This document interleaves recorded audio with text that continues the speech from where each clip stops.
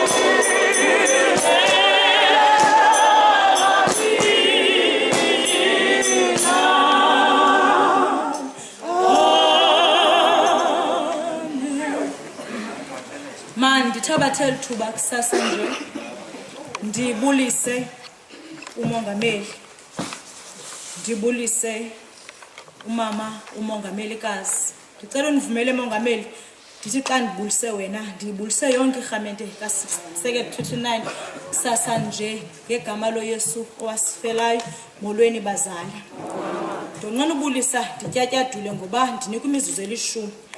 Akutshongo ke into yoba iqala phi iphele phi, kodwa ndinento ethi iqala ngokuma kwam kule ndawo. Sasa nje sifunda kuMarko chapter 16, siqala kwivesi yokuqala uyoma kwivesi yesine.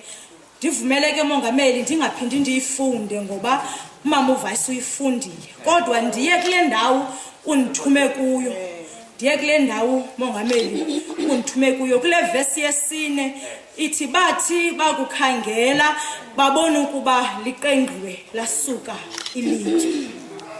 Theyami iBhayibhile bathi bawukhangela babona ukuba liqengqiwe lesuka engcwabeni. Sisuka utata uBoy ngolwesihlanu esixelela into kokuba kukho abafazi abaphansi komnqamlezo. Akakhange abachazi utata uBoy ba ngabaphi aba bafazi kodwa uthi kukho abafazi abaphansi kwalomnqamlezo. Ithi iBhayibhile yami xa ibachaza aba bafazi iyamchaza uMaria waseMagadala, iyamchaza uMaria unina kaYakobi kodwa ithetha into ngoSalome iphela isithi babe baninzi nabanye ababenyuke noYesu ngena eJerusalem. Sithetha ke mongameli apha ngabafazi esingayazi into kokubana babekwa yintoni na kule ndawo. Abafazi abaninhliziyo zidandathekileyo uThixo angakhange avume into kokubana mabathethe ngoba ndinento ethi uba bebethethile aba bafazi ngesingekho kule ndawo. Ngoba ithi iBhayibhile xa ithetha ithi akakhange avume umoya oyingcwele into kokubana mabangqine ngoYesu kwi-high courts wabavala imilomo. Khange avume uThixo into kokubana mabame phakathi kwe-crowd xa isithi mbethelele emnqamlezweni. UThixo wabavala imilomo ngoba umfazi wayibonakala engenanto anokuyithetha ngela xesha. Kodwa kuthi bimission kaThixo yayingekafezeki kwafuneka into bana bathi cwaka ngoba banovunyelwa bavuma imilomo yabo angekhe sibe kanti sikule ndawo kusasa nje. Ebusuku ngolwesihlanu aba bafazi kuthiwa bahleli phansi komnqamlezo wathi umphefumulo kaYesu waphuma inamsebenzi ke lonto kodwa ndifuna sifikelele kule ndawo yento bana abathanga wawuphuma umphefumulo kaYesu bancama bagoduka. Ngoba iBhayibhile iyasixelela into kokubana bakhona bamele mgama kule ndawo uYesu angcwatyelwa kuyo ebhizi nje uYosefu ebhizi ebhijela umzimba kaYesu. Bakhona abafazi bayabona into kokubana kwenzeka ntoni. Yiyo lento ngalomzuzu esithi umongameli xa besithi bathi bawukhangela babona into kokubana liqengqiwe ilitye balapha endleleni ke ngoku ngale mini yanamhlanje yakusasa bavuka abafazi ndiqonda into kokubana abakhange balale baphazanyiswe nje yimini yeSabatha kuba kwakufanele into kokubana bangenzi into. Ngoba uba bekunaya ngokokwabo yayifanele bavuke kwangomgqibelo uyokwenza lo msebenzi. Kodwa kwathi bangabafazi abathobelayo bahlala bephitsekile imini yonke yangomgqibelo. Uthe emveni kwentsimbi yesithandathu ngoba kuthiwa emveni koba iphelile imini yeSabatha. Ngokwalapha ke emveni kwentsimbi yesithandathu amaSabatha enza yonke into. Ingathi ndiyababona befana nathi sibanjezelwe ngumongameli sileqa uPick n Pay ovala ngo-8. Siphuma entlanganisweni uleqa uPick n Pay ozawuvala ngo-8 uzokwazi uthenga okufanele uba uyakusebenzisa xa ufika endlini. Baleqisa aba bafazi uyokuthenga iziqholo zokuqhola uYesu. Ithi iBhayibhile ebendiyifunda lento baza kuyenza yayingenziwa nakubani na. Lento baza kuyenza yayingenanto yayifanele bana ilisiko lokwenziwa kodwa lento baza kuyenza ngela xesha yokuqhola umzimba kaYesu yayibonisa ukuthando lwabo abamthanda ngalo. Yayibonisa intobeko kwaba bafazi igqibele ngokubonisa umhlonipha kwabo uKristu. Bathi xa beyibeka ngeli xesha lethu langoku kufana naxa sisiya siyobeka intyatyambo engcwabeni. Ningandinqinela ke intyatyambo asizibekeli naye nabani na.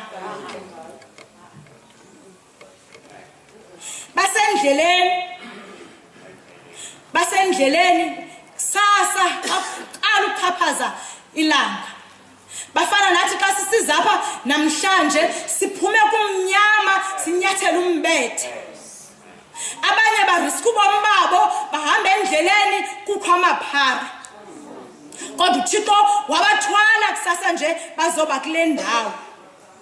Siva ngoku isithi lencwadi bathi bekuhambeni kwabo aba bafazi bathetha bodwa. kodwa ekuthetheni kwabo bodwa isicaciseli into yokubana babethetha omnye mvomnye okanye babethetha ngenhliziyo ngoba bakhumbule aba bafazi babini babekhona ngolesihlanu xa ingcwaba likaYesu litywina into yokubana there is something enosibangela into yokubana singafikeleli kuYesu. Ngoba lento ifumana abafazi yile iqhela usifumana uthi uhamba endleleni wazi into yokubana uThixo uhamba nawe kodwa kubekho iobstacles ezikuvalelayo.